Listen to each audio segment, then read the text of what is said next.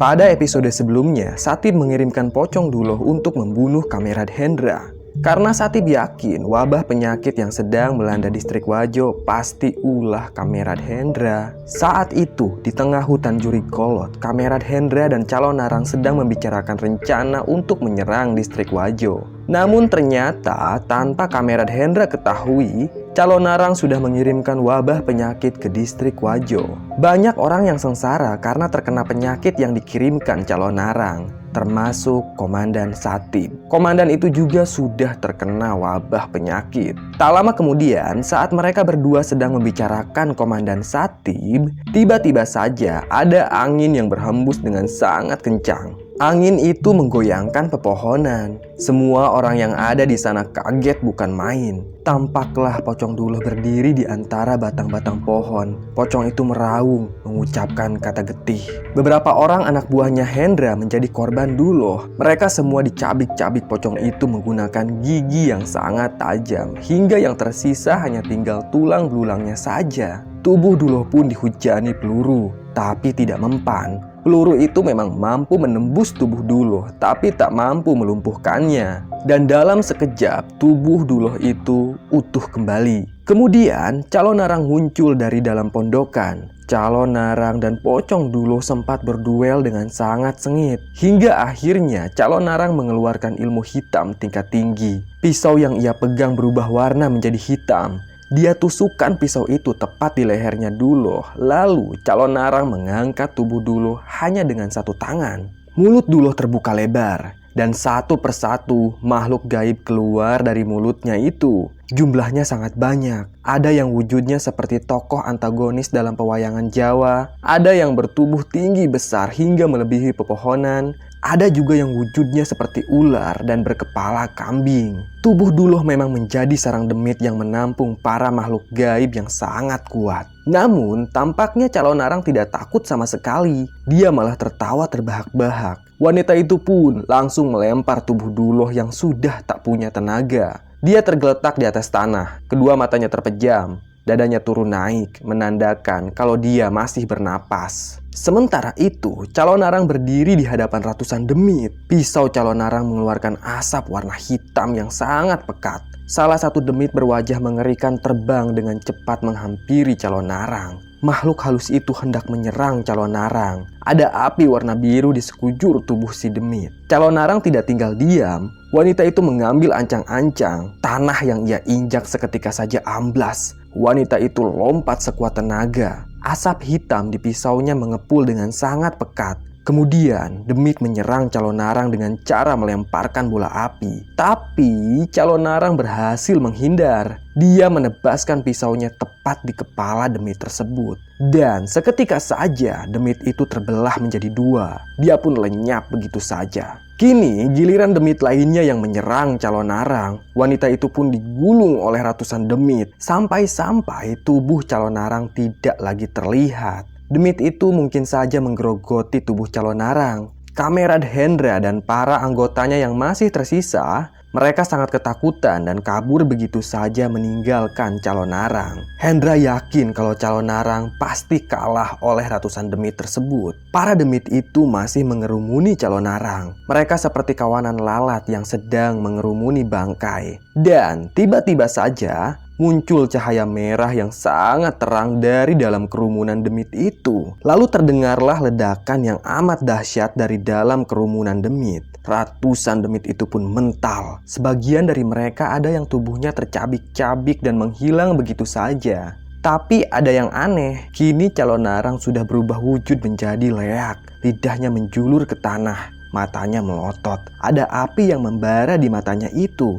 Suaranya juga sangat mengerikan dan terdengar seperti suara harimau yang meraung. Kini, yang tersisa hanya tinggal puluhan demit saja. Para demit itu berdiri di hadapan Leak. Dan dengan sekejap, Leak memakan mereka semua. Termasuk demit yang tubuhnya tinggi dan besar. Tak ada satupun dari mereka yang tersisa. Leak benar-benar kuat dan sakti. Perlahan, Leak itu berubah kembali menjadi calon Narang. Pisau yang dipegangnya masih mengeluarkan asap yang amat kental. Kedua mata calon arang terpejam. Dia menarik napasnya dalam-dalam, lalu menghembuskannya kembali. Dia pun tersenyum sambil berjalan menghampiri sosok Duloh yang sudah menjadi manusia biasa. Duloh masih terkapar di atas tanah. Kedua matanya terpejam. Dia seperti orang yang sedang tidur nyenyak. Entah apa yang akan dilakukan calon arang, tapi wanita itu menancapkan pisaunya ke tubuh Duloh. Asap hitam melayang di atas tubuhnya. Lelaki itu tidak merasa kesakitan sama sekali. Kemudian calon arang berdiri di samping Duloh. Kepalanya tertunduk, bibirnya komat kamit. Dia sedang membaca mantra ilmu hitam tingkat tinggi. Lalu dari kejauhan terdengar suara riuh angin yang berhembus sangat kencang, disusul dengan teriakan ratusan demit yang menggema di langit. Para demit itu seperti sedang kesakitan. Mantra calon arang benar-benar menyiksa mereka. Perlu diketahui, walaupun calon arang sudah mengalahkan ratusan demit tersebut, tapi mereka tidak lenyap begitu saja. Ratusan demit masih bergelantungan di pintu alam gaib. Calon arang berusaha menarik mereka kembali dan memasukkannya ke dalam tubuh Duloh. Mulut Duloh terbuka dengan sangat lebar, dan satu persatu ratusan demit itu bermunculan kembali. Mereka mengambang dan berputar-putar di atas tubuhnya Duloh. Teriakan mereka sangat nyaring hingga siapa saja yang mendengarnya pasti tutup telinga. Salah satu demit itu berkata pada calon arang, "Opo sing bakal sampean lakoni?" Tapi calon arang tidak menjawab. Dia terus merapalkan mantra-mantra, membuat ratusan demit itu semakin menjerit kesakitan. Para demit itu berputar semakin kencang lalu masuk ke dalam mulutnya Duloh. Kemudian calon arang mengangkat tangan kanannya, dan dari tangannya itulah keluar sosok leak yang sangat mengerikan. Leak itu juga masuk ke dalam mulutnya Duloh. Perlahan wujud Duloh kembali menjadi pocong. Tapi kali ini wajahnya berbeda. Pocong itu berwajah leak, lidahnya menjulur.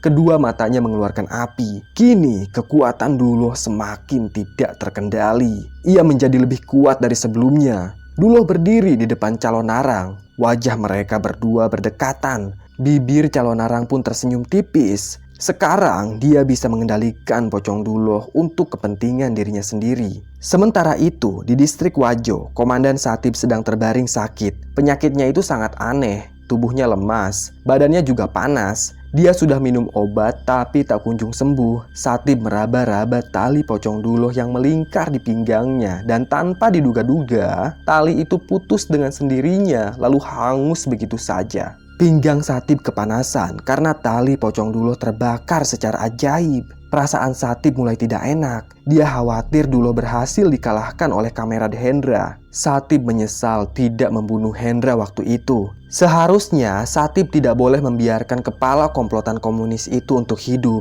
Banyak hal jahat yang sudah komunis itu lakukan di negeri ini. Kini Satib benar-benar menyesal. Karena pegal, Satib pun memaksakan dirinya untuk bangkit dari tempat tidur. Dia berjalan dengan terhuyung-huyung mendekati jendela. Kemudian, ia membuka jendela itu. Dan tampaklah langit malam yang begitu kelabu.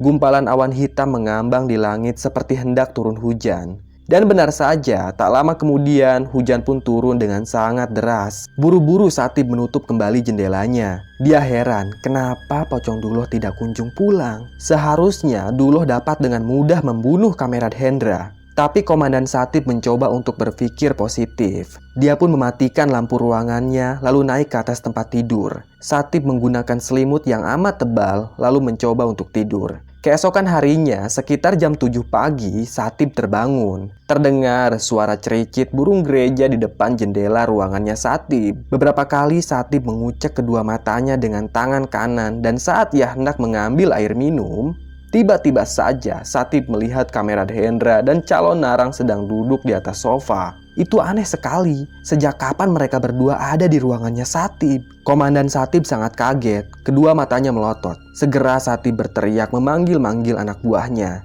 Tapi tak ada satupun yang datang. Memang anak buahnya Satib juga terserang penyakit aneh. Tapi ada beberapa dari mereka yang masih sehat dan tetap bertugas. Beberapa kali Satib memanggil para anak buahnya itu. Tapi tak ada satu orang pun yang datang. Karena bingung, Satib pun langsung memanggil Duloh. Ia berharap pocong itu akan muncul untuk menolongnya. Tapi Duloh tidak kunjung muncul. Dia tidak tahu kalau pocong itu sudah dikuasai oleh calon narang. Sementara itu, Kamerad Hendra dan calon narang masih memasang wajah datar sambil memandangi Komandan Satib yang sedang panik. Dan dari luar terdengarlah suara tembakan. Para komplotan komunis itu membunuh anak buahnya Satib. Mereka dibariskan lalu ditembak begitu saja seperti terpidana mati.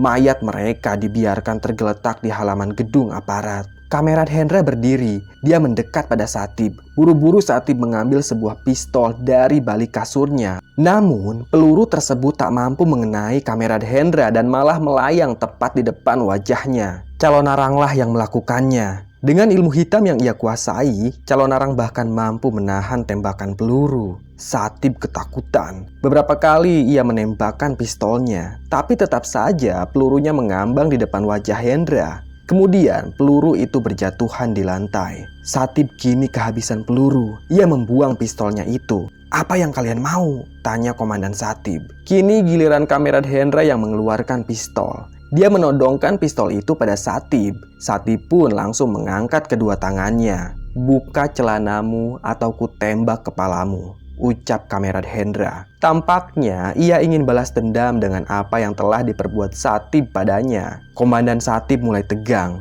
Dia menelan ludahnya sendiri. Keringat keluar dari dahinya. "Cepat!"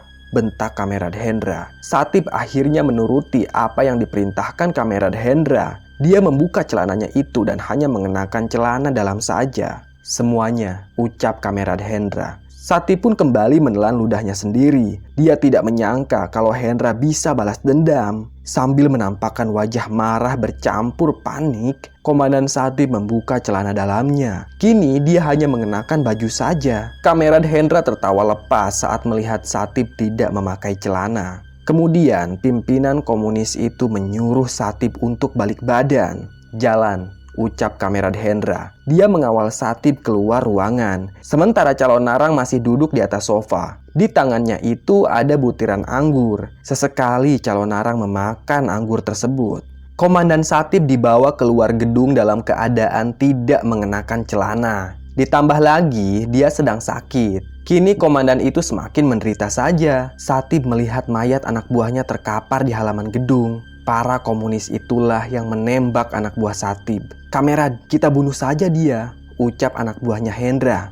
"Jangan, aku ingin dia menderita terlebih dahulu sebelum tewas," jawab Kamerad Hendra. "Kalian kan tahu calon narang ingin membuat sebuah bangunan untuk ritual malam satu suro nanti," sambung Kamerad Hendra. Entah bangunan apa yang dimaksud calon narang. Kamerad Hendra belum mengetahuinya. Biar calon narang sendiri yang mengatur pembangunannya. Tak lama kemudian, muncul para anak buahnya Hendra yang membawa Geni, Raka, dan Mahesa. Ketiga orang itu diborgol. Raka dan Geni tidak bisa mengeluarkan ajian Brajamusti karena mereka berdua sudah terkena mantra calon narang. "Kita apakan mereka, Kamerad?" tanya anak buahnya Hendra. "Masukkan mereka ke dalam penjara. Calon narang tidak mau mereka mati," ujar Hendra. Mereka bertiga pun dimasukkan ke dalam penjara bawah tanah. Bagi Geni dan Mahesa, penjara itu sudah tidak asing lagi karena mereka pernah mendekam di sana. Kamerad Hendra tidak membunuh semua anak buahnya Satib. Sebagian dari anak buahnya Satib dilucuti senjatanya dan nanti mereka akan dijadikan pekerja paksa untuk memenuhi keinginan calon narang. Malam pun tiba, calon narang menempati ruangan Satib. Sementara Kamerad Hendra dan anak buahnya sedang berpesta di halaman gedung.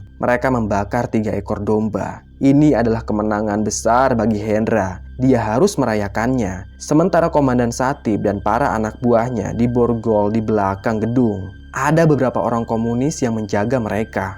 Tak lama kemudian, tiba-tiba saja ada sebuah granat yang dilemparkan ke komplotan Hendra. Granat itu meledak. Beberapa orang anak buahnya Hendra tewas di tempat. Untung saja jarak Hendra dari ledakan granat itu lumayan jauh sehingga dia hanya terluka kecil. "Calon narang!" teriak Kamerad Hendra. Dia minta tolong pada wanita sakti itu. Perlahan dan dengan santai, calon narang keluar dari ruangannya. Mulut wanita itu sibuk memakan buah anggur. Dia melihat ada puluhan aparat yang mengepung gedung tersebut. Ternyata kabar tentang serangan komunis di distrik Wajo sudah terdengar oleh pemerintah pusat. Mereka pun mengirim pasukan untuk menduduki kembali distrik Wajo. Malam itu, calon narang hanya tersenyum tipis. Dia tidak menampakkan rasa takut sama sekali. Kamerad Hendra dan anak buahnya yang masih selamat, buru-buru mereka masuk ke dalam gedung. Mereka mengambil senjata masing-masing, lalu mengarahkan senjata itu pada aparat.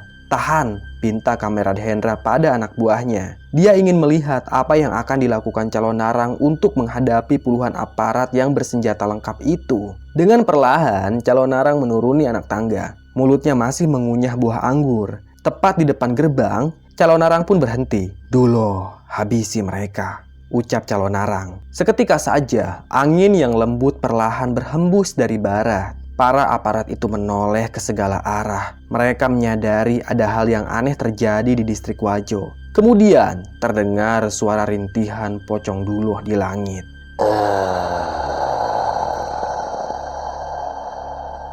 Begitu rintihnya, membuat semua orang yang ada di sana merinding bukan main. "Lihat!" teriak salah satu aparat sambil mendongak ke langit. Dan tepat di atas kepala mereka, ada pocong duluh yang melayang dengan tenang. Tapi kali ini pocong duluh sangat berbeda. Wajahnya berubah menjadi wajah leak. Lidahnya menjulur. Ada api yang menyala di kedua matanya. Ukuran duluh juga lebih besar dari sebelumnya. Kekuatan gaib leak benar-benar sudah mempengaruhi duluh. Dan dari tubuhnya duluh muncul semacam ekor-ekor berbulu hitam. Entah berapa jumlah ekor itu. Semakin lama semakin menjulur panjang lalu mencekik puluhan aparat. Tubuh mereka semua diangkat ke langit. Satu persatu para aparat itu mati seperti orang yang digantung. Duluh pun dengan rakus memakan mereka. Tak ada yang tersisa dari bagian tubuh para aparat itu. Hanya pakaian mereka saja yang tidak dimakan. Lalu pakaian itu berjatuhan dari langit. Semua orang yang menyaksikan kejadian itu bergidik ngeri, termasuk Kamerad Hendra. Ia tak menyangka kalau pocong duluh bakal semengerikan itu. Bersambung. Terima kasih sudah menyimak cerita Mbah. Tunggu kelanjutannya ya. Tetap sehat dan salam getih.